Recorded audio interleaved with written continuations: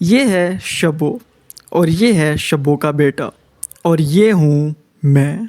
पर मैं यहाँ क्या कर रहा हूँ बताता हूँ। तो 14 मार्च की सुबह 5 बजे मुझे एक ख्याल आया कि क्यों ना नए दोस्त बनाए जाएं। तो मैं छत की तरफ निकल पड़ा, अपनी छत की तरफ।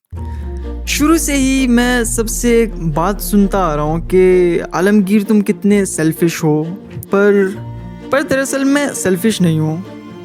मैं बस किसी के करीब नहीं आना चाहता क्योंकि मुझे बिछड़ जाने का डर है और आई गेस होना भी चाहिए क्योंकि किसी को खोना कोई अच्छी बात तो नहीं है। पर आज मैं रिस्क ले रहा हूँ। कोशिश है कि इनसे दोस्ती की जाए क्योंकि जहाँ तक जानवरों की बात है ये दिल के बहुत साफ होते हैं। अगर कोई बंदा पसंद है तो प्यार भी करते हैं और अगर किसी से नफरत हो तो खिलकर इजहार भी करते हैं, कोई बात दिल में नहीं रखते। तो शब्बो खाला हमारी पूरे 2 साल की है और ये माशाल्लाह से इनका पहला बेटा है शेरू।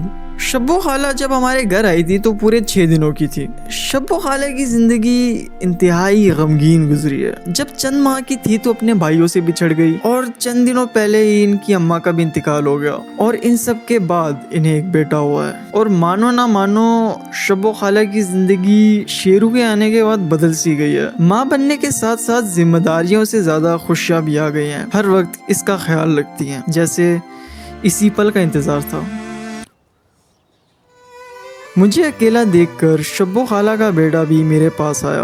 उसके इस इखलाक को देखकर समझ में आ रहा है कि शब्बो खाला ने अच्छी तरबियत की है। कुछ देर खूब खेलने के बाद शेरू मेरे साथ बैठ गया जैसे मैं भी उसका कोई अपना हूँ, मेहमान नहीं। कुछ ही देर में ऐसा लगने लगा जैसे मैंने एक नया दोस्त बना लिया है जिसे मैं खुद गर्ज नहीं लगता। और यहाँ आता है मेरा सबसे बड़ा डर, अकेले रह जाने का डर।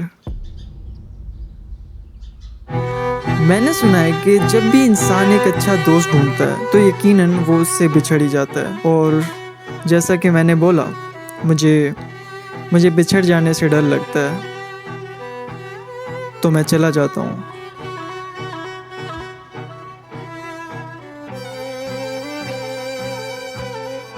शायद मैं सच में सेल्फिश हूँ।